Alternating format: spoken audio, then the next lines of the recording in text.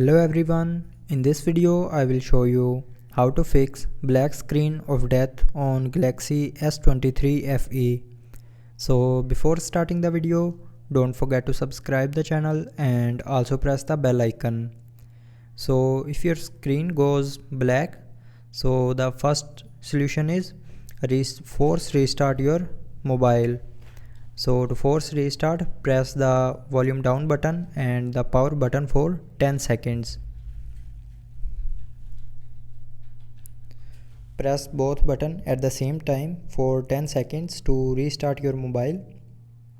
But if it doesn't restart, then connect your charger for 10 seconds and after that again restart your mobile.